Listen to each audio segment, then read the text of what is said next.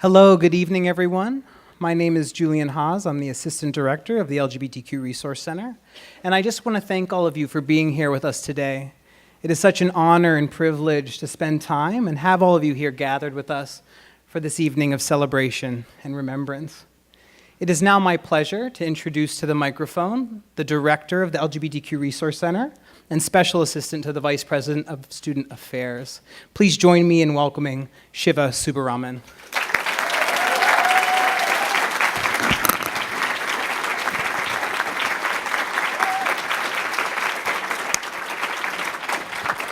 Thank you all for coming. I'm just going to be bopping in and out of the podium today.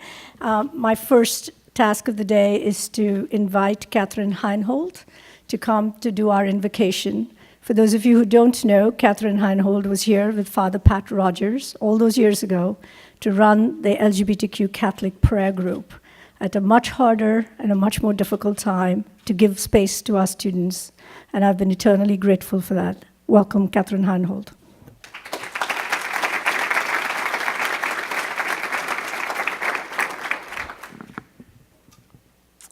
We'd like to begin tonight with a moment of silence for all those who've suffered from the natural disasters around the world, especially the recent earthquakes and hurricanes.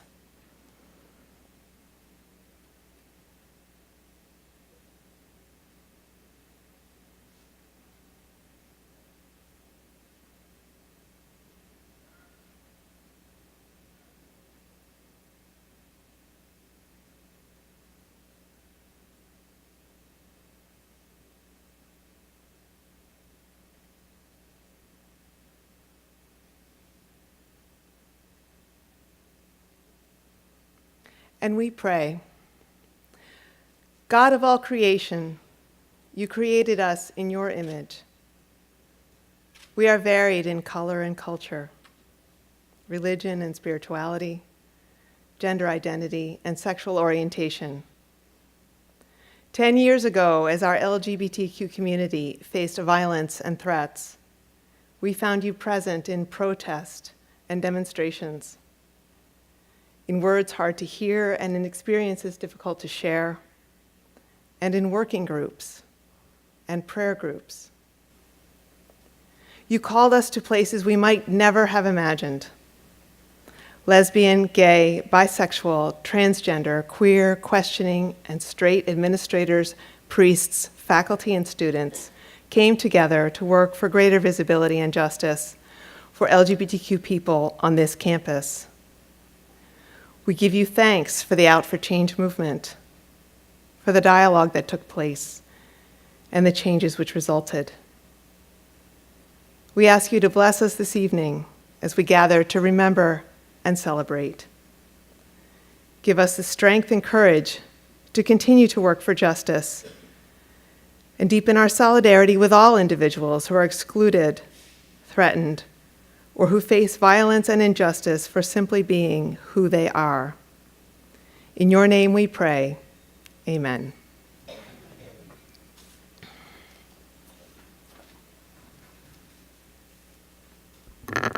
I now invite Dr. Todd Olson, Vice President of Student Affairs, to provide a few welcoming remarks.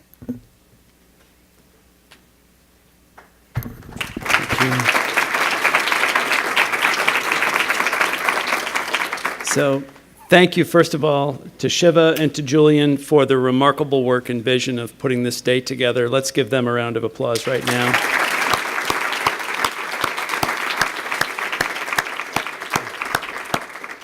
Secondly, thanks to all of you who are here. There are folks in this room who've spent the last year or so at Georgetown. There are folks here whose roots on this campus and this community go back much farther. And we all know different parts of the story we're telling today. And I want to reflect for just a moment on time. I arrived at Georgetown in July of 2002. And there was a time later that summer when a thoughtful and small group of administrators and faculty gathered with a handful of students on the Levy 5 conference room to begin conversations, to talk about the needs that students had expressed to us. And there are people in this room, by the way, I'm a little bit of a pack rat, and I just looked through my folders from meetings, among other dates, on September 20th, 2002. And there are folks in this room like Katherine Heinhold and Erica Cohen-Durr and Jean Lord who were there, along with thoughtful student leaders like Danielle DeSerbo and Patrick Metz, other names that a few of us may remember. We were joined not long afterward by our colleague Mary DeLuey, by Father Pat Conroy, by so many others in that first year of focused conversation that was a first effort, at least in my time here, to break through the silence and the separation. There was a time in 2004 and 2005 when, again, thoughtful members of our Jesuit community led by Father Tim Godfrey helped to bring together small groups of alumni and students to begin weaving community where that community had been lacking before. There was a time when thoughtful people spent a part of their time providing resources, support, programming, and a home for our LGBTQ students. Not only Mary DeLuey, but Chuck Van Sant and Bill McCoy, the other individuals who filled that role. There was a time in the late summer and early fall of 2007 when painful assaults and very difficult situations made clear that these gradual steps, while they moved us forward a bit, while they were well-intentioned, were not the kind of transformative change that we needed to truly be the university we were being called to be. And there was a time just a few weeks after that when students made their voices heard loudly and clearly, stridently, and with great passion. And there was a time in that same month when a university president demonstrated thoughtfulness, courage, vision, and care. And it is my privilege this afternoon to introduce the person who so thoughtfully has led our institution through a number of very challenging situations and who is calling us day by day and year by year to be more the institution that we're really called to be. So it's very much my privilege to introduce our president, John J. DeGioia.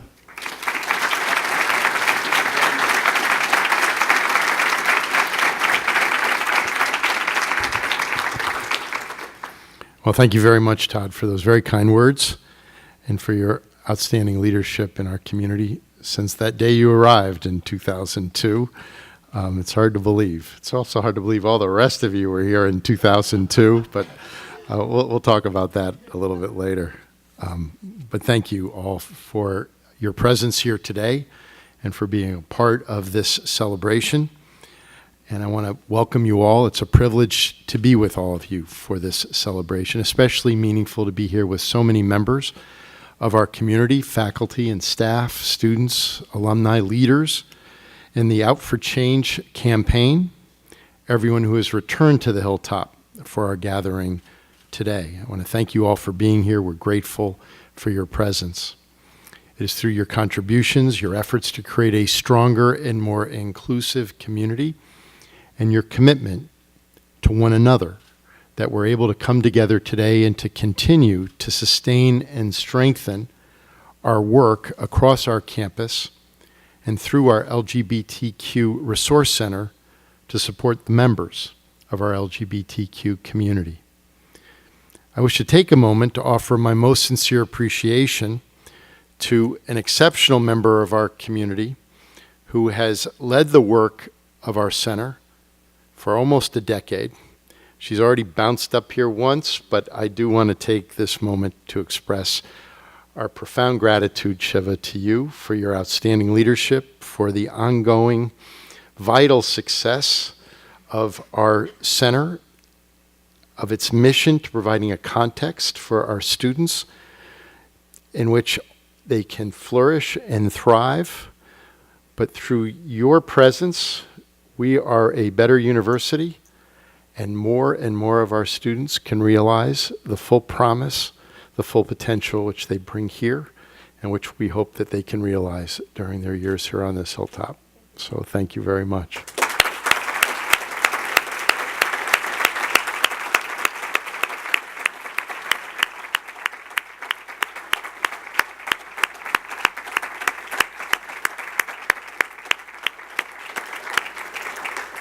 And I too would like to express my gratitude to Julian. I think he moved to the back, but Julian, you, Shiva, our entire team, all that you make possible for our students and for Georgetown.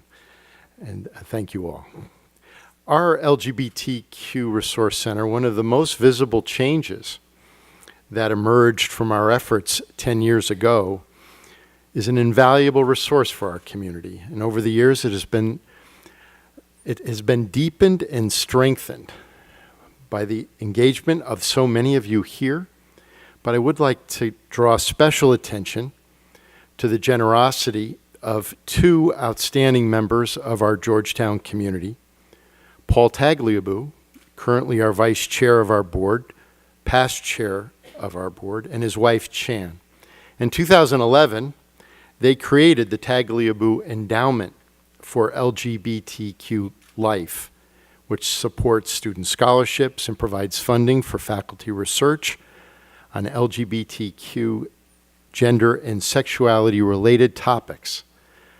It would be hard to express the significance of their leadership in our community over the course of now more than a decade since they both returned from other work that they were engaged in earlier in their career, that this is the place where they have spent this last decade or more enabling us to become the institution that we are called to be. I wish to offer our deepest gratitude to Chan and Paul, whose service and leadership has a lasting impact on our university. And I thank you both for your presence.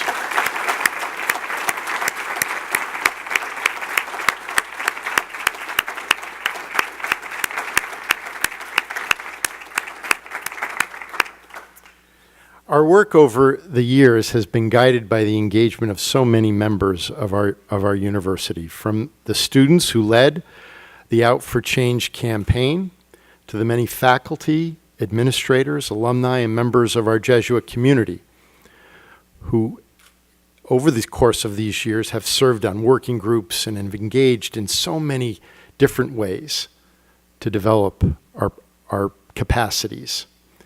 Many of you attended our town hall conversation in October of 2007, participated in the efforts of the working groups and in the dialogue taking place on our campus. Present that evening in October and in the work that followed was an extraordinary commitment by our community to build a more inclusive community, and by our shared conviction that we could and should do more to support our LGBTQ community. We are at our very best when we recognize our responsibilities to one another. Each fall, we welcome a new class of young people into our community, and we seek to provide for them the very best opportunities to develop their minds, their hearts, their character, their full selves. And as I shared in that October town hall meeting, this is a period of extraordinary importance in the formation of direction, character, and identities of our students. We are able to do our very best work in an environment characterized by safety and security, by compassion and care, and by a recognition that we are made stronger and that our community is enriched by the diversity of talents, perspectives, ideas within each of us and all of us.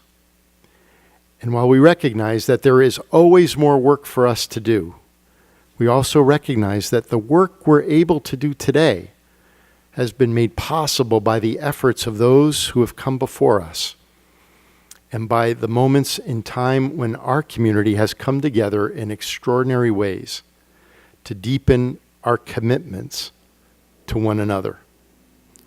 So I wish to thank all of you for your presence here today. It's an honor for me to be here with you all and to be able to join in this moment of celebration. Thank you very much.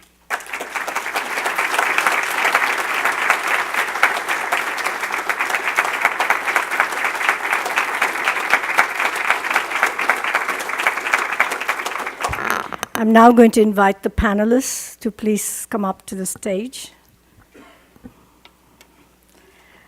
We gather here today to discern our many pasts, the many histories that have either been partially remembered, forgotten, for which the Out of Change campaign is one.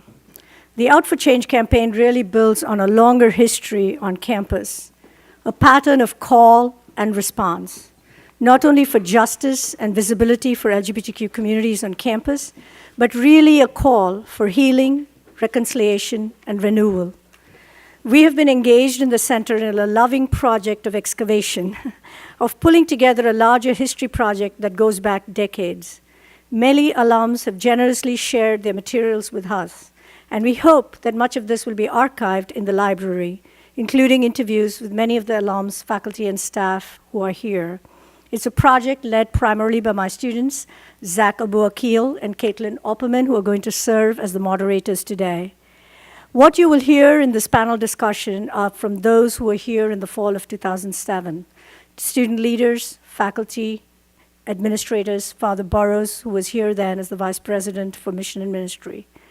I also want to take a moment to express my deepest personal gratitude to the many, many members of the working groups who are here today, to the students who, when I interviewed with them, were somewhat dejected and skeptical of this middle-aged woman interviewing with them as the new director, but who have given to me unstintingly of their criticism and love. And in honor of their courage, their vision, and transformation, I want you all to know that the center has established a new Out for Change Fellows program.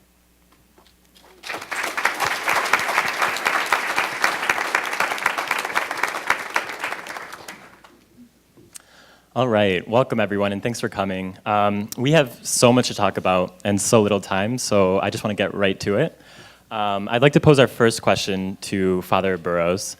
Father Burrows, as then Vice President of Mission and Ministry 10 years ago, and as a Jesuit, can you kind of recall your feelings going into the town hall 10 years ago? What did you know about it? What did you know about DeGioia's ultimate plans for this event? And how did the actual events reflect on your expectations? Thank you. First of all, it's a pleasure to be back at the university. I so switched calling. I went to College of the Holy Cross in Worcester, Massachusetts, so I'm used to using college language. It took me 2 years to get used to that there. I kept talking about Georgetown and university, so if I goof this up, understand that. Secondly, there's one person who's not here. Well, there's several, but there's one noted person who's not here today, which is Dan Porterfield. And I just thought Dan should be acknowledged as well. He's the president of Franklin and Marshall, and then was a vice president as well, who coordinated so many of the activities that we held during that period 10 years ago. When we went in to hear President DeGioia's remarks, there wasn't a lot there that surprised me. And I say that because of the fact that so often, as a leadership team, we were talking about these issues a great deal. And so what we listened to when Jack spoke was things that I think he was a very consultant president who was asking for opinions and engagement. So the content didn't surprise me, but I want to do one step back and then go into something he said then. And as an educator, Jack talked about himself as an educator and as an administrator and as a parent. And as an educator, he remarked on, and he did today, our understanding as educators that one of the questions for undergrads particularly that we ask is helping students to identify who they are and who they're called to be. And so those two questions are essential for individual growth. And I will tell you all, they don't end in the 4 years you're an undergrad. They're recurrent questions in our lives, throughout our lives. And who am I? And what constitutes my identity? And as particularly in a Catholic and Jesuit institution, who am I called to be? And we would take the divine as the referent point there in our biblical tradition. Who am I called to be in the world? But those questions which we ask of individuals as educators, administrators ask of the institution. And so who are we and who are we called to be is the next set of questions, because the we and our ability to identify who we are and our freedom to engage that, I think, is part of our mission. but it's cyclical. So we go through periods where, and I think your recent experiences in talking about our history, we recognize who we are is grounded on things that either we didn't realize or things we did realize and haven't talked about. And so 10 years ago, this LGBTQ question was one that needed resurfacing at the college as a whole. And it matches then the question of who are we called to be as a community. And that's very much at the heart of how we discern that question as a community with a specific identity, has to happen over and over again. And I think the one thing that did surprise me, Jack, when you spoke that day, was you talked about your identity as a dad. And we who know you well, we're very aware of that identity, but you publicly talked about how your son would view your decisions if they were to affect his life, and how he would judge you and reflect on your role. And at that moment in the conversation, I felt we kind of went to a different level. And it was an interpersonal level. And I just want to end with this. I think so much of the conversations we need to have as a people on any topic, but particularly on this one, we really don't start with concepts, ideas, as important as they are to educators. We start with relationships because the context of relationships changes how we think about categories and ideas. And if we objectify people into concepts and ideas that are not based on who they are or how we know them, our conclusions never match the realities we hope for. And so I was rereading your talk a couple times, and I just thought those three categories were so enlightening, but particularly the last one, where you ventured out as a human being to say, this is who I am beyond my role as educator, administrator, and this is important to me as a human being and important to me as a dad. And I think that humanizing of himself opened up the conversation differently, and it modeled for us the kind of humanizing conversations that have to happen on this topic, but in our country today, we've so objectified each other, it's very hard to begin with the person, the unique person in front of me, or the unique community we want to be. I think that's very true. Thank you. I wanted to open up the same question to everyone else on the panel, specifically because you all came to the town hall from a different point of view, a different role in the campaign. So specifically, I'd like to hear from the students, Connor, Julia, Jason, and Christina. Can you capture the feeling of the day going into the town hall, sitting in the ICC Auditorium? And again, also what were your expectations beforehand, and how did the outcome reflect those? Sure, I'll start. So I would say two things. I think one was that I was feeling both a skepticism, but also a belief that something bigger was possible. And I think the skepticism came from, we had spent 3 weeks in silence from the university. That was really hard. I think it's important to remember that silence meant, it sort of showed that it wasn't clear that the university valued LGBT young people, that it wasn't clear that the university had our backs. And so I think, and also as an activist, I think you're always sort of planning your next move. So you're thinking okay, if the university does this, our next move is this. If the university does this, our next move is this. I don't think we ever thought we were gonna win in that moment. So we never really planned for what happens when we win. So that was also running through our brain. And then I think there was also this possibility of Georgetown coming out. And I think this was something that we had reiterated during our meetings leading up to the campaign, is that it was important to see the LGBT Center, it was important to see these policy changes, but it was fundamental to see the university publicly come out. And I use that term consciously, to come out in support of LGBT students. And that was, I think, a fundamental shift. And I similarly remember that moment when you talked about your son, and it was a shift, and it felt personal. It was something that I could see my parents saying. It was something that I could see many of us feeling and wondering, we are people, we are your community, we are someone's child. And so I think that was really important, and then seeing the fulfillment of this. I remember the line of, this isn't sort of the baseline, this is the baseline. The demands were the baseline, but we can only build on that. And I think those two lines were something that I would never forget as part of that moment. Just to add to the, I think that that's really interesting, that the aspect of sort of humanizing, you know, being in that room and hearing you talk about your son. I think it was a moment of sort of very rare vulnerability that we are able to have with institutions. And I think what's always so frustrating and what's so agitating for those of us who identify as otherized in some way is that we don't have a choice about whether or not to be vulnerable with our identities. That no matter what, our identities are always at issue. We always sort of are forced to be vulnerable because there's no alternative. So it was refreshing to have somebody who could make that choice about whether or not to open themselves up to talking about their humanity, talking about these difficult issues that bring up emotions, to say, okay, now we can talk. Because before it really felt like we were talking with a wall. You know, talking with an institution is really tough because it's not a human-to-human connection, like you mentioned.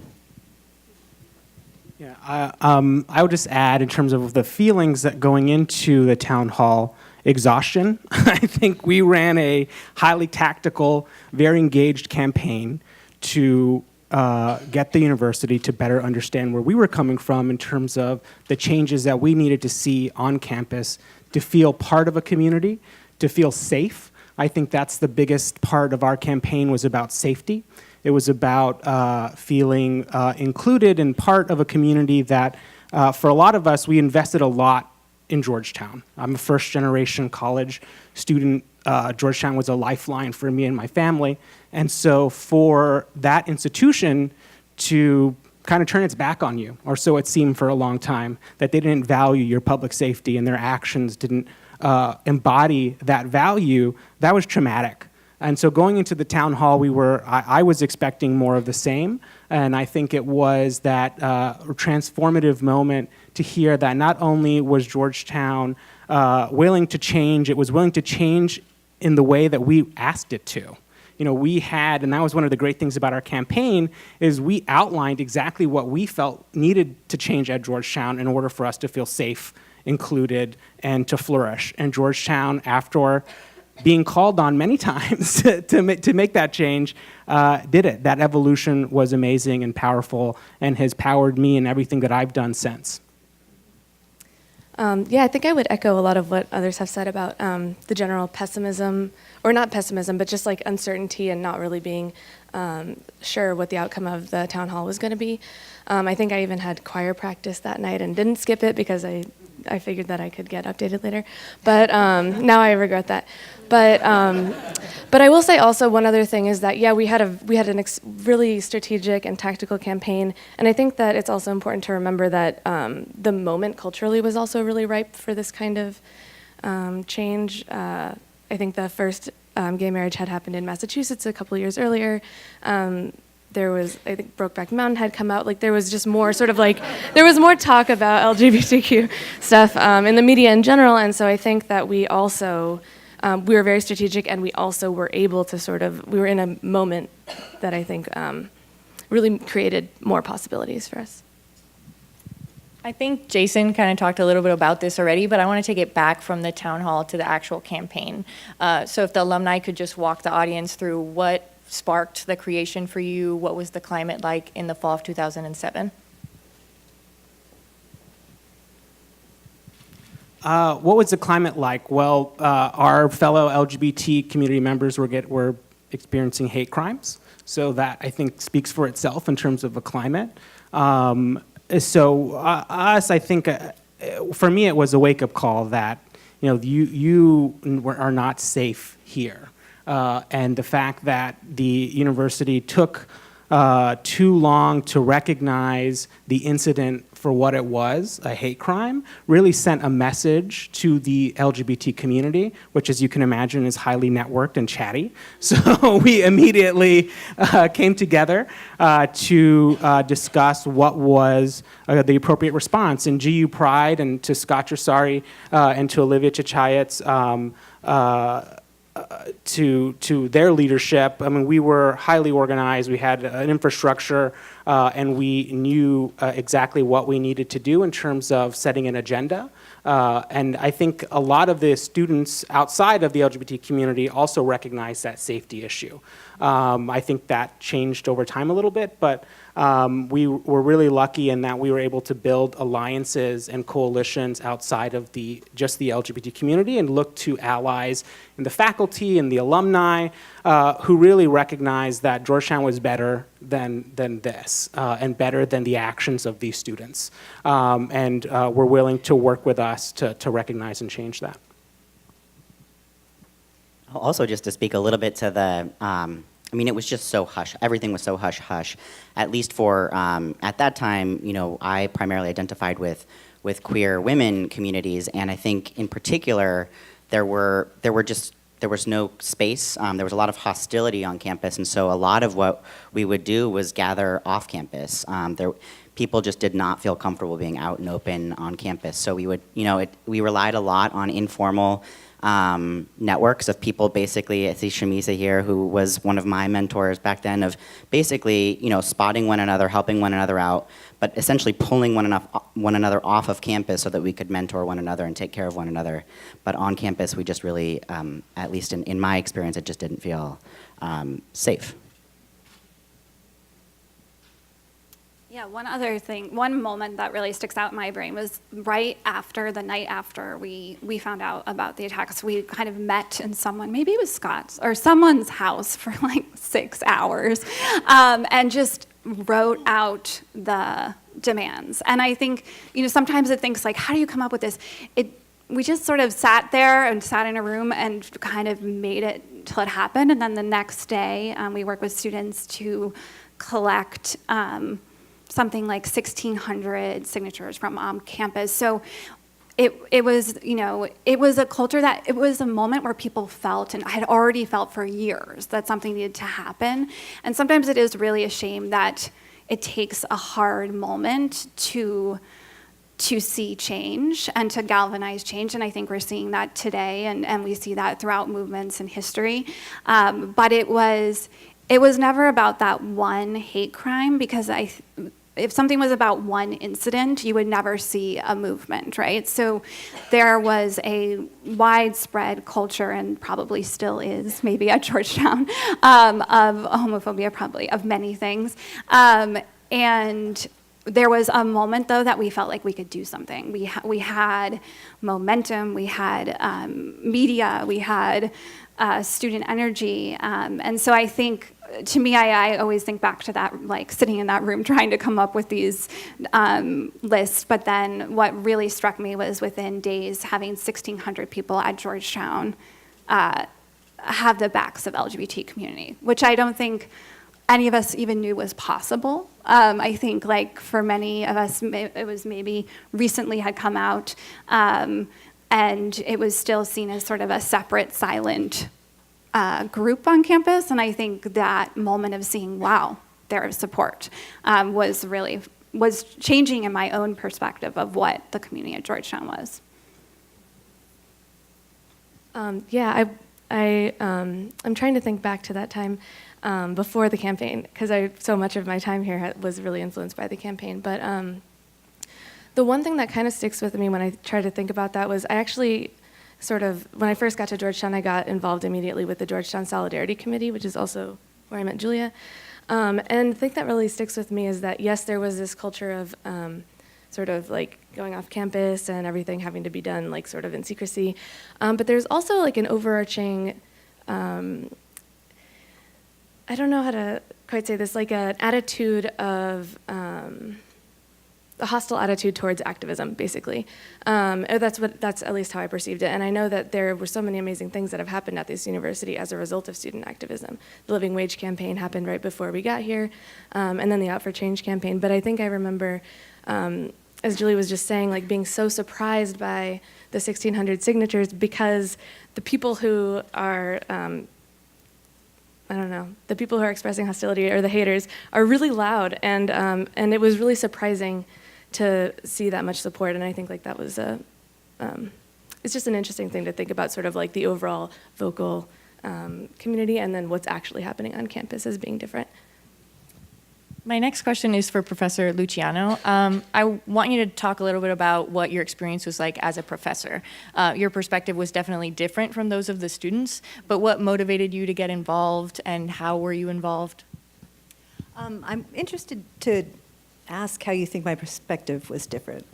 Well, I feel like the students felt like they were the ones being directly targeted in the community and maybe the university wasn't directly supporting them the way that they thought that they should, and the more that I say it, I feel like you should also have those expectations. But I do feel like like the expectations coming from you in terms of how activisty you could be were definitely different than from students. Right. So I just want you to kind of unpack what that tension was for you. Right. Thank you. Okay. Yeah. Thank you for clarifying that, because I was thinking that one of the privileges I had was being able to go home at night, to my lesbian household, in its very queer-friendly city, right? Which I felt like I'd sort of, leave D.C. every day and go to Georgetown land, and then I would come home at night and be back in the world, right? It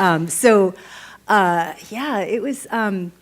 I should say my line, I'm in the English department, my line is in sexuality and gender studies. It's a fairly rare line, not just at places like Georgetown, it's a fairly rare line to have the privilege to focus on sexuality and gender studies as an area of inquiry rather than something you kind of dabble in on the side. And I have to say that the English department here in particular has always been really supportive, but I also felt like it was part of my job, right? I mean, to sort of the activism, connecting with students, supporting students was always understood to me to be something that I was here to do, something that I wanted to do, and also something that really deeply needed to be done, right? I met a lot of administrators here because I was brought to meetings by students, and the students really just felt like they needed faculty allies in the meetings, right? Because they didn't feel like, as you were saying, they didn't feel like they were being heard, they didn't feel like they were being responded to, and I think they thought if they had some faculty sitting next to them, that would happen. That didn't work either, right? So, so I feel like I was, in a lot of ways, I was brought into this and led by the students. And so, rather than sort of feeling like, oh, well, I'm a professor, so I will impart my wisdom to the young people, I was the one being led around, because I have to say I'd never experienced the kind of homophobia that I felt at Georgetown before I got to Georgetown in my life, right? I'm a third-generation homosexual, right? I come from a working-class Italian Catholic family. I've never really had this kind of feeling of what I felt like you're describing, this kind of tension of feeling like you couldn't really be out, you kind of had to hide, you had to find these semi-clandestine spaces, right? This sort of weird mournfulness, right? And anxiety around being queer here, right? I remember actually one student coming to he was a first-year student, and he was in a class of mine. He came to my office, and he said, so should I transfer? And I found it really hard not to say, no, no, not to say, yeah, go, right? Get out of here. There are better places, right? You will spend your college years feeling a lot less tense. And he told me some of the reasons, including that he'd been hit, he'd been pushed out of parties, right? Just sort of people would identify him as a gay kid and be like, get out, and physically shove him everywhere, right? And I just thought, if you could escape living with that for the next 3 years, why would you not want to? But this was, he ended up staying, actually, and he ended up being here during the For Change campaign and saying to me afterwards, like, I'm really glad I didn't go, but, it could have gone a very different way, so. Rosemary, I want to turn it to you because in our interview a few months ago, you talked about how you were present on campus during a previous and more protracted landmark moment in Georgetown LGBTQ history.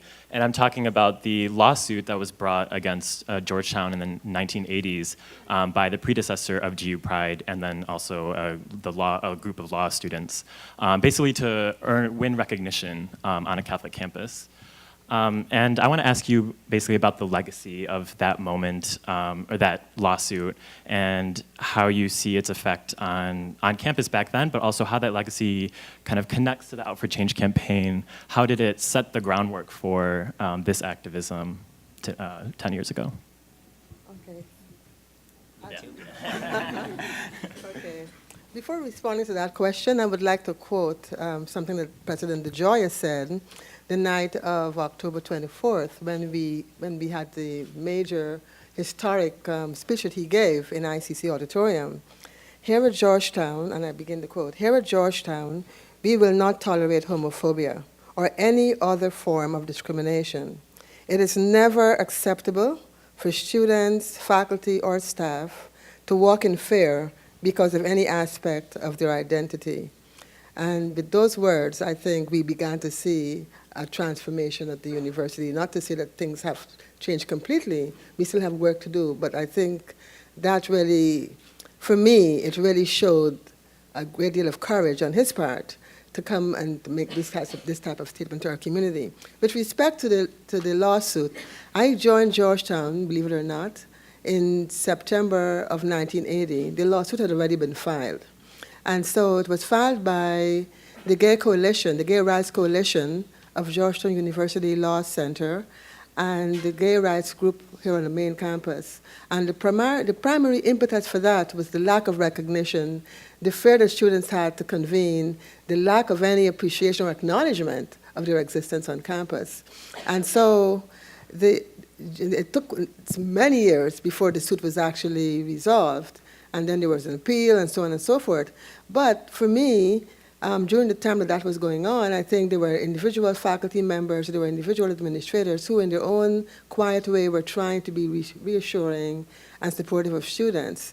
And ultimately, when the case was finally decided, about 8 or 9 years later, I think both the president, at the time it was Timothy Healy, who by the way hired me, as well as President DeGioia, President Healy, as well as the students' attorneys, both claimed victory. And it was victorious for the students because they ultimately were recognized, and they ultimately had recognized in the sense that they had a place to meet. Their legitimacy was no longer being questioned as students of the university. And for the university decided to get out of the student recognition business. And so ultimately, I think those were the major outcomes of that case. With respect to the Out for Change campaign, I think it really gave students and emboldened students a sense of purpose, a greater sense of purpose, and a greater commitment and recognition that they were going to continue. They had this victory, and they were going to continue to make sure that there was complete change and complete transformation so that their voices can be heard, and so that they can really thrive and be as successful as they wanted to be, and to be recognized as human beings on this campus along with everyone else. Thank you. So I'd like to ask the alumni then, in the same way kind of that Rosemary talks about the legacy of the lawsuit and its connections to Out for Change, I want to ask you about what you see as the legacy of your campaign, of the Out for Change campaign, both on its impact on this campus and this institution, but also you as people and as activists now that you're 10 years out. When I was doing I had to do some research to remember all the details of the Out for Change campaign. And when I was doing some of that, I came across a statement that had been released by the administration after the first hate crime that happened on September 9th, so after 3 weeks of waiting to hear. And I'm just going to read a part of it. So it says that in regards to that incident, DPS, consistent with their practice of disseminating safety alerts when there is a threat to the community, determined that this was a contained incident that posed no ongoing threat to members of the community. And I think about, at that time, like it was really, I think we were all really relieved to hear anything from the university, but sort of like seeing that again 10 years later, I felt really impacted by the implications of that, sort of like the implication that maybe LGBTQ students are not necessarily part of like what Georgetown imagined its community to be. And I think that I hope that what the legacy of our campaign is and what it seems to be now is that LGBTQ students definitely are understood as part of the Georgetown community. For me, when I think about that, I think about one of Georgetown's most famous alumni. Bill Clinton once said, "There's nothing wrong with America that can't be cured by what's right with America." And that's how I think about Georgetown. You know, Georgetown really has a willingness to evolve, and our campaign shows that. There are several case points, I think, where that's true. One, just in 2006, Metro the Georgetown, and along with several members of the Georgetown community, came out in protest of Chris Simcox, who's the founder of the Minutemen Civil Defense Corps, a armed vigilante group. And the Georgetown Lecture Fund said, oh, he's going to represent the other side of the immigration debate. And this is a man who comes to the border not with ideas, but with arms and with hate in his heart. And we all knew that. And the response from the university was not what we were expecting, but if you look now at the university, where you have such a full-fledged support for Dreamers and for DACA and for Latino life at Georgetown, it's really been an amazing evolution. And I think the Out for Change campaign is another case point in that spirit. So for me, it really, I hope that it demonstrates a willingness to change, and I think that it demonstrates the point that President DeGioia makes about being called to be the institution, a better institution, is true, and it's authentic. And the campaign really does, for me, prove that. Sure. So I think two things. I think one thing that I sort of reflected earlier is that I did see a true culture shift. And I think we did see policy change, but I remember coming back a couple years after I graduated. I graduated right after the campaign, so I didn't get to see the fruits of the LGBT Center myself. But I remember my graduation, there was maybe like 8, I'm looking at Shamisa, maybe like 10 of us that participated in Lavender graduation, maybe. And then when I came back a few years later and saw 150 students standing on that stage, and the president and the university standing there, it was pretty remarkable. I mean, I think we had dreams of what was possible, but I don't think we had expected sort of that type of transformation.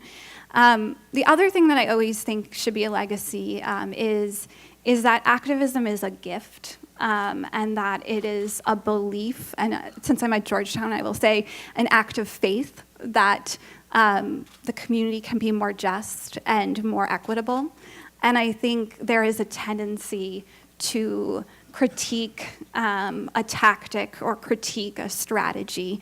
And one thing, and I think that was hard for some of us who were out there doing different tactics, because it was such an act of love and a belief that this university could be better and could be stronger.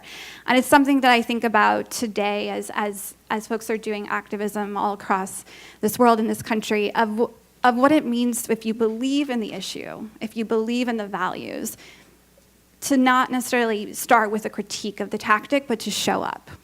Because I remember my friend saying to me at that moment, I don't really understand like why you're doing it that way, and I don't really understand, but I'm going to show up because of you, and I'm just going to be there. And that was personally moving, and it was something that I always think about now in my life as part of like what it changed in my life. I feel like I professionally now work with activists across the country who are trying to create change on their campus and their communities.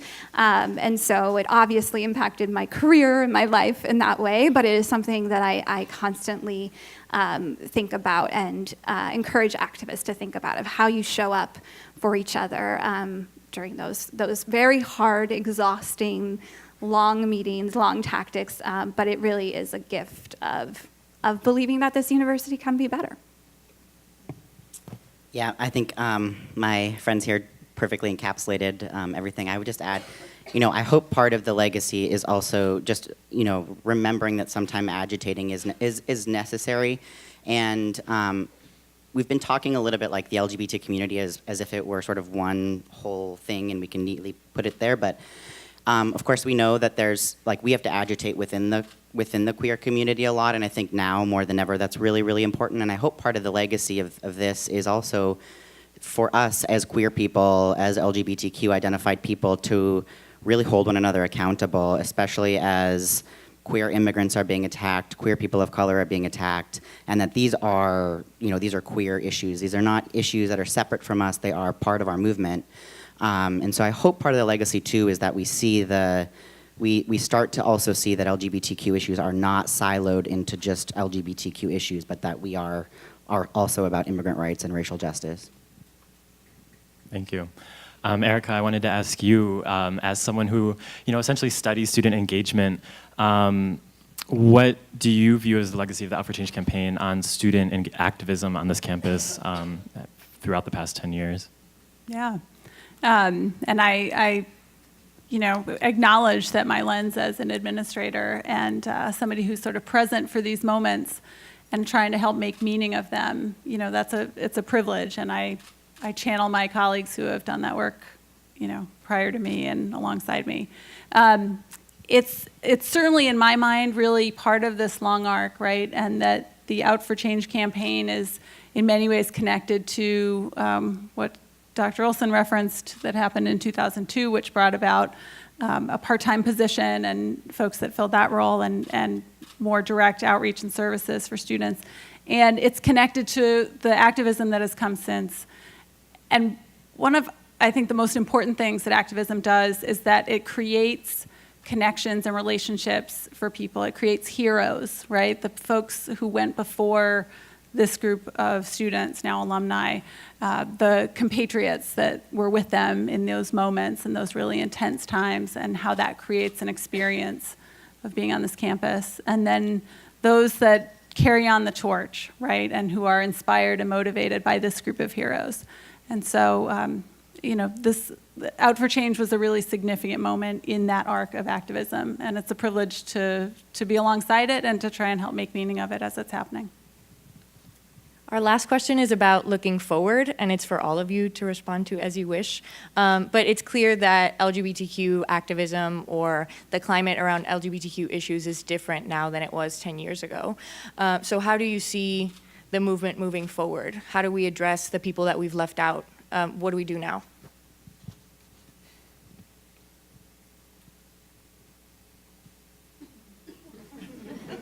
Pointing at me for the hardest question. I think the success of the campaign was our ability to draw connections between communities and between identities and between issues. And I think that's the way forward. I think it's the only way forward, especially as we are continuously marginalized. The only way that we can advance is by building community. So I think the legacy of the campaign and moving forward needs to be that. It needs to be about building community and looking outside of our silos to find connection and to find love and care. And I think Georgetown really did an amazing job of embodying its ideals of women and men for others. And I think that can take us forward.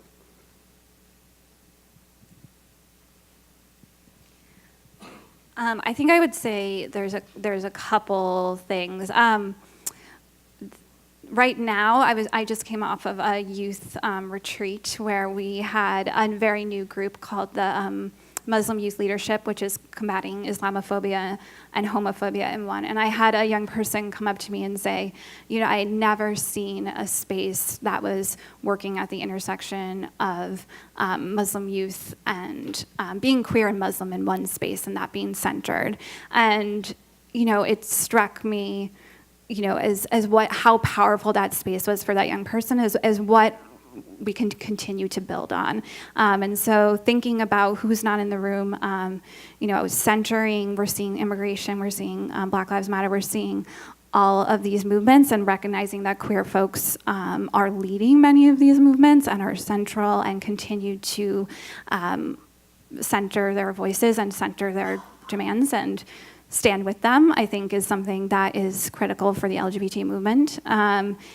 Yeah, and so I think, and then as a university, I think there are, this was sort of the first coming out, and I'm sure that the students here probably have their own requests and demands and issues that they're seeing, and that I encourage you to create what you see and what the issues that you see in this world, and reach out to us and support, and think about how you can create a better Georgetown. And we will be there to support you in doing that. All right. One of the things that diversity, how critically important diversity is on a campus, is that it constantly is raising new issues for us to reflect on and to engage. But diversity is a means and not an end. So as our real end is to be a community together.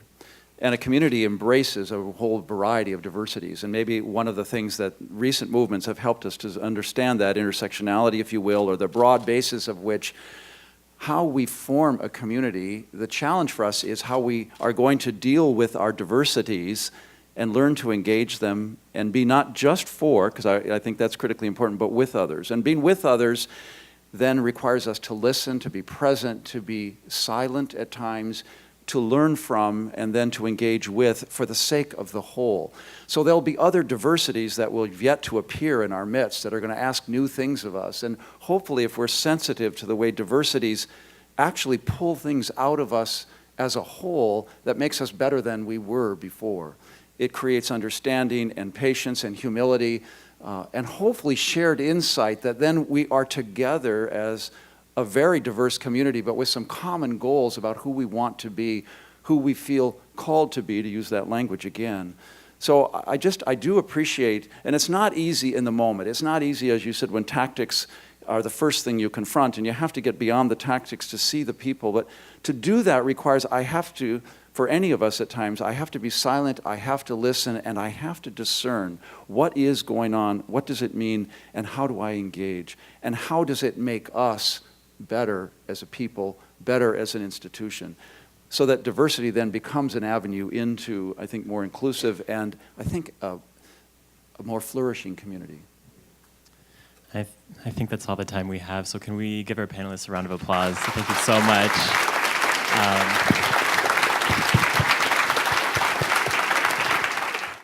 I want to now invite Shamisa, my bad. She was supposed to do the opening reflection, and I skipped over her. So I want to invite Shamisa, class of '08, who is a very central piece of the campaign, to come and share her reflections with us here.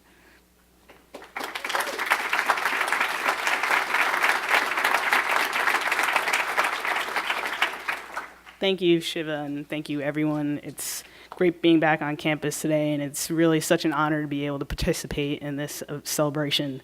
When I think back to my experience at Georgetown, it's still in many ways so amazing to be celebrating the 10th anniversary of the LGBT Resource Center. It's really mind-blowing in so many ways. Unlike a lot of the students and alumni that are here today, I'm a little bit of a throwback to the days at Georgetown where there was no resources. So to understand what the establishment of the Resource Center means to alumni like myself and the greater Georgetown community, I often think way back to my first days on campus as a freshman in the fall of 2004.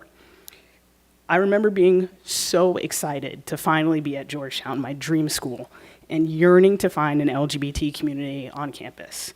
I recall vividly those early days, searching pretty much everywhere and anywhere I could for signs, anything, a rainbow flag, pink triangles, really anything that would indicate that LGBTQ life existed at Georgetown. Much to my dismay, what I found instead was a community that was marginalized, invisible, and lacking in even basic institutional support. As my years on campus passed by, I would eventually meet many other LGBT students and discover that my experience was really quite typical for queer students at the time. Everybody I knew had a story to tell, whether it was a homophobic comment from a professor or a sports coach, threatening comments made or actions taken by roommates, or simply being ostracized and harassed at parties and other social events. Being openly gay at Georgetown in those days was to accept that you would eventually face hardship, and should you need support, you probably were not going to find it, especially from the university itself. These feelings and issues really came to a head in the fall of 2007 with a series of high-profile homophobic incidents that took place on campus, eventually leading to the creation of the student-led Out for Change campaign. Of course, today we all know how that campaign ended. But I'd really like to stress to everyone here today that at the time, absolutely nothing seemed like it was guaranteed. And the road leading up to that fateful night at the town hall was anything but easy. There were many moments during that campaign where many of us had our doubts, and it seemed like it would be all for a lost cause. That said, many of us also felt like we were part of something that was bigger than ourselves, and that failure would not be an option this time. Through it all, I speak for myself when I say that I was driven by a fierce determination to ensure that no future Hoya would ever have to step foot on campus again and feel as lonely and lost as I did in those early days of my freshman year. That is the message that drove me in the fall of 2007. Then, and it is the message that I would like to share with today's current students. Unlike so many generations of LGBT Hoyas before you, you have the incredible gift and power of a university-backed resource center. Ask yourself, are the needs of this community being fully met? If not, how can we strive for greater inclusion and understanding? As cliche as it may sound, the most important lesson I learned from that campaign that I still carry with me to this day is that in life, anything is possible. Through the power of community and belief, it is indeed possible to create everlasting impact and change for generations. Don't be afraid to push yourself outside of your comfort zone or strive for things that may seem like they're impossible or out of reach. You never know. Perhaps you will be back on campus in 10 years knowing that you helped set in motion the changes that you wish to see. Thank you.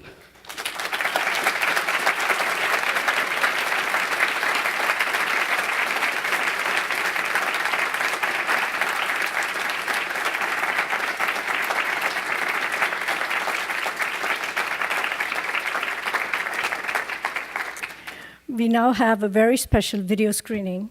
And Jack, I have to give you a heads up, you're in the video. We have spent hours distilling what we have learned in the last 10 years. When I came for the interview, I remember Dr. Dan Porterfield asked me what I would do about alums, the many who felt alienated and disenfranchised. And it was not something I had thought about for the interview at all. And so much of our work here has been about rebuilding our past, to know, to see, to be seen, to hear and to be heard. To know we are a people with the story. We are a people with many stories. We have ancestry, we have ancestors. We who had no homes here now have a home on the hilltop. We belong.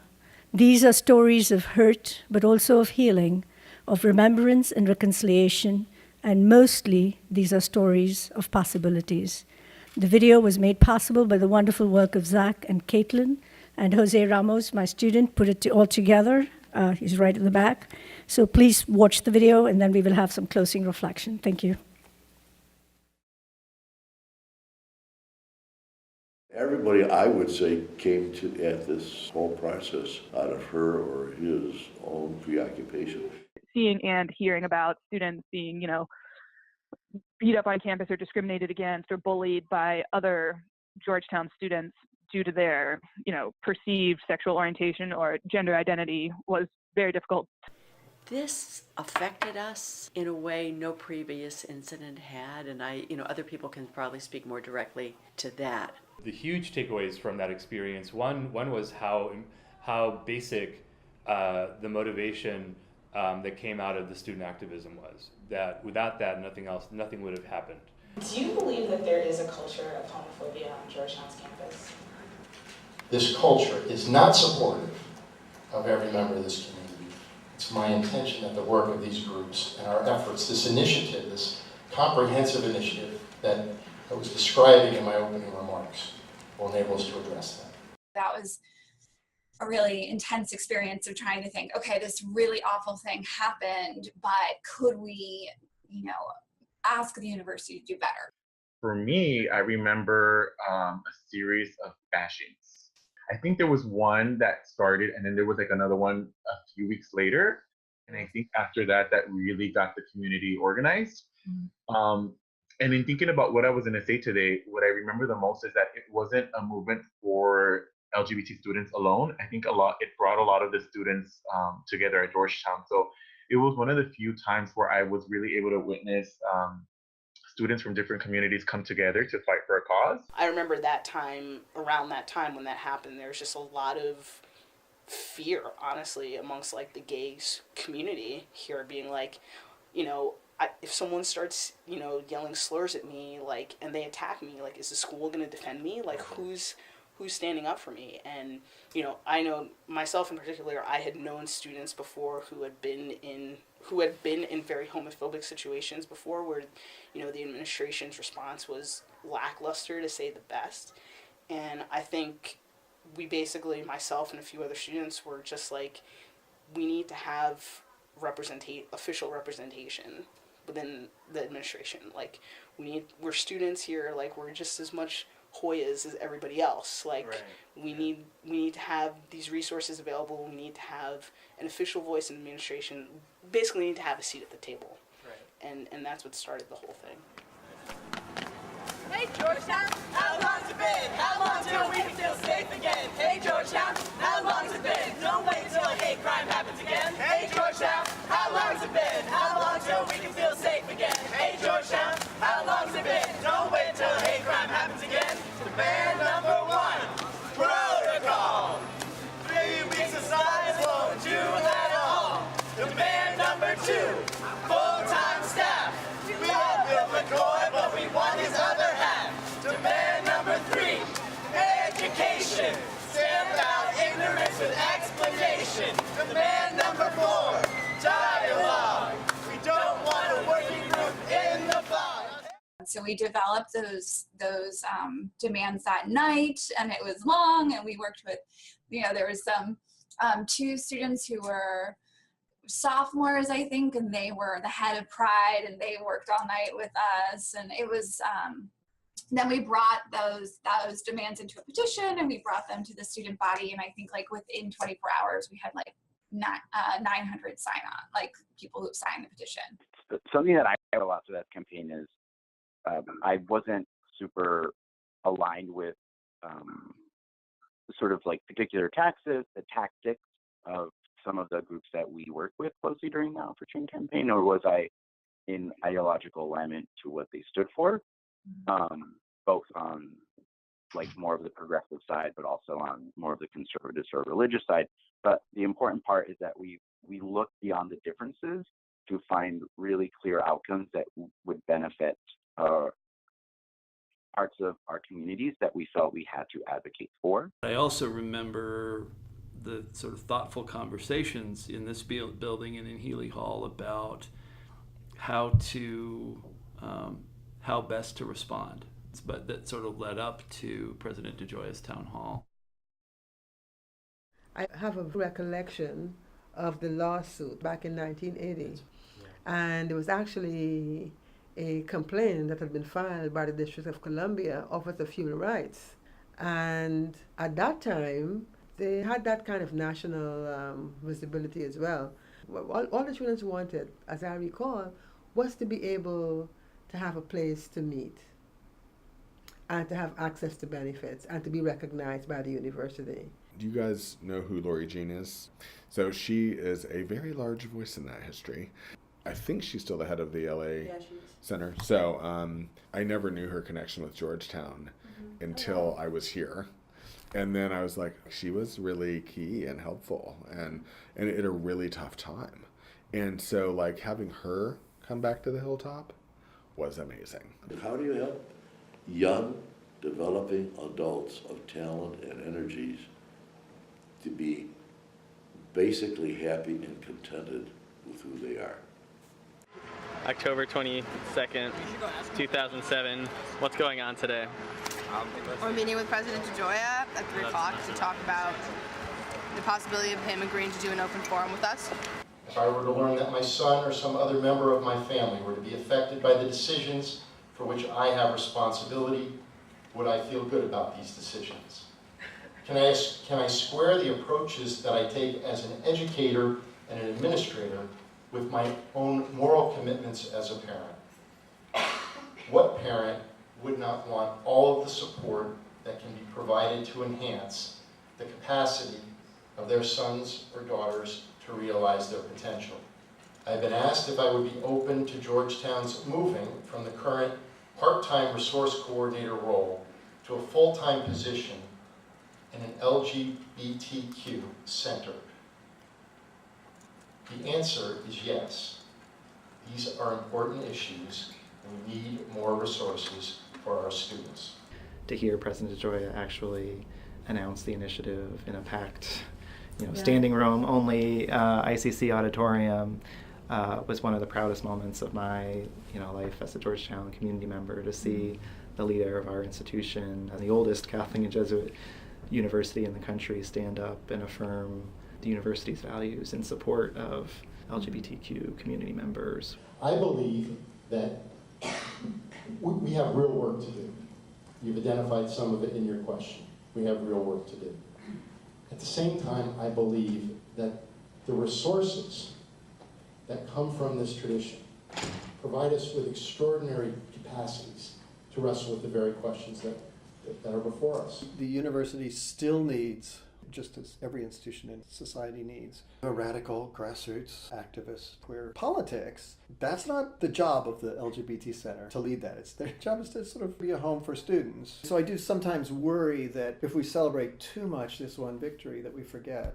We get comfortable with this change, and like you said it, like we forget, and sometimes we need a reminder to galvanize us again and get involved.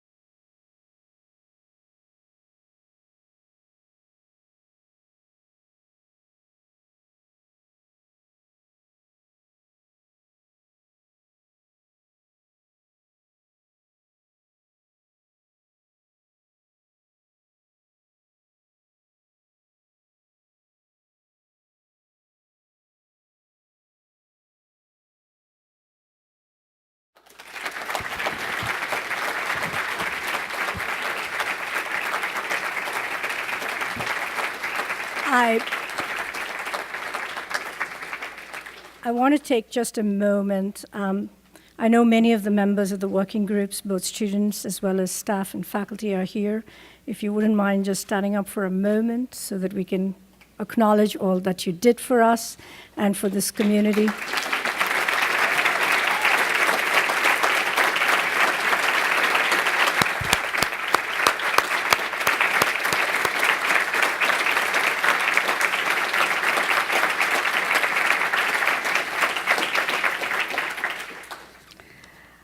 I'm now going to invite Scott Cesare to come up to do our closing reflection, and then I will offer a moment of gratitude after that. Thank you.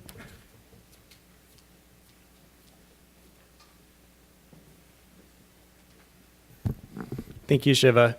It's such an honor to be here tonight with all of you and to get to be a witness in particular to how much our campus community has changed over the last 10 years.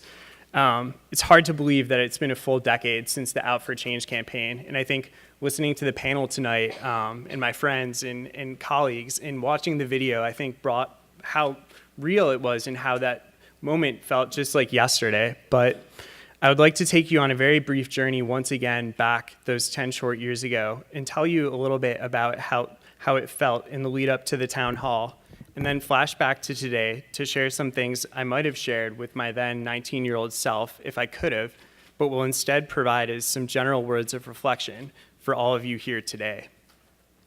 When President DeGioia gathered campus for the town hall in October of 2007, I did not know what to expect. Though we had advocated tirelessly for the town hall meeting as one step towards answering the questions and fears of the LGBTQ and allied community, and collectively sharing our experiences during what had been a very traumatic fall on campus, we did not realize the significance it would later take on. On the one hand, it had been a long couple of months of uncertainty, fear, and anger in the wake of 2 major hate-motivated attacks and countless other smaller, but collectively no less significant injustices. On the other hand, it had also been a couple of months that brought together a very diverse and large cross-section of the campus community with a sense of conviction, inspiration, and hope that justice would prevail and a better Georgetown would come from it. That was the Out for Change campaign. Personally, it was a period in which I was often afraid, anxious, and angry, and trying as best as I could to transfer those emotions into positive action. Though our demands were significant, our expectations were measured. Little did I know as I stepped into the ICC Auditorium that night in October, mentally prepared for disappointment, that it would be the moment when the page turned on a new chapter in which Georgetown, prompted by our student activism of the campaign and led by President DeGioia's response, changed course dramatically to a new approach to meeting the needs of the LGBTQ community along the lines of what our campaign had advocated for. And crucially, not in spite of our Catholic and Jesuit identity, but because of it. Flashing forward to today, what would I tell my 19-year-old self back in the fall of 2007? No matter what the challenges, the size of the challenges you face, with the right understanding of them, selfless intentions, and the strong convictions that result from that, you will succeed in motivating and inspiring others to join you in your cause. If you assemble a talented and committed group of core leaders and a very broad, representative, and diverse group of allies and advocates, that collective energy will propel you forward. The finish line will seem far in the distance at first, but you will reach it. Almost as important, once you hit that tape at the finish line, don't stop. Take pride in a sense of accomplishment for a moment, but don't stop. Remember that the execution and implementation of your ideas is just as important as the promise of the initial achievement. And remember that even though your hard work may be entirely for the benefit of others in the wider community, that you're transforming your own self, learning and growing constantly through the experience. Take time for reflection. On a very personal level, for me and my involvement in Out for Change, was also the story of a young adult coming to an understanding and finally peace between my identities, both as a Catholic and as a gay man. What were once two separate parts of me became fully one identity, perhaps not perfectly fit together, but one my conscience told me was right and that I could start to be proud of. Likewise, I think we can all be extremely proud here tonight of what has been accomplished at Georgetown and the change that has taken place on our campus for the better to firmly establish the LGBTQ Center as a pillar of the community. Though much work remains to be done, each of you here tonight has a tremendous opportunity, an opportunity to build on this incredible foundation and led by the work of Shiva and the center. Don't take for granted for a minute what this community, this entire community, has built together. Thank you.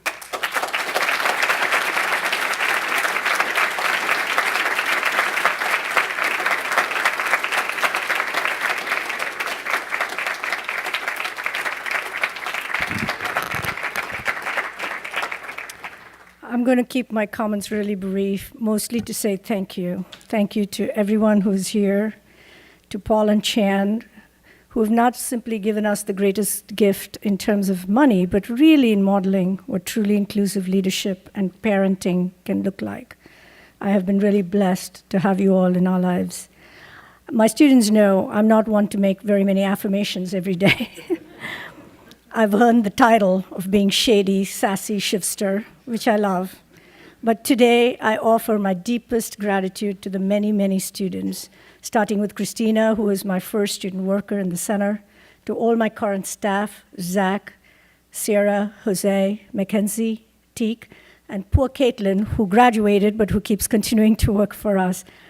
I wake up every day and come to work mostly for the students and because of the students. The student communities have continued to grow. When I first came, there was just Outlaw and GU Pride, and now there are over a half a dozen groups. And sometimes there's a tendency to think that those groups mean fragmentation, but it isn't. It is the surest sign I know of flourishing. And a very final special shout out to Julian, who has brought great understanding, depth, and joy to this work. And up here in front, you will see a bulldog with a rainbow. This was left in front of our center this morning. It isn't ours. Somebody left it for us. with this note. Dear Georgetown LGBTQ community, congratulations on the 10th anniversary of the Out for Change campaign and the founding of the center, both of which have established legacies of justice and inclusivity for all students. Today, Georgetown gifts this bulldog to the past, present, and future LGBTQ students who fight for further justice and guide our university on its quest to do better. It is your spirit and activism that has pushed Georgetown to achieve such noble efforts and that will continue to bring our institution higher in the years to come. So whoever it is that gave us this wonderful gift, I don't know, but it's amazing. Thank you. Food is next door, but you all know me. I hope some of you will come up to take pictures and to be here. Thank you again, and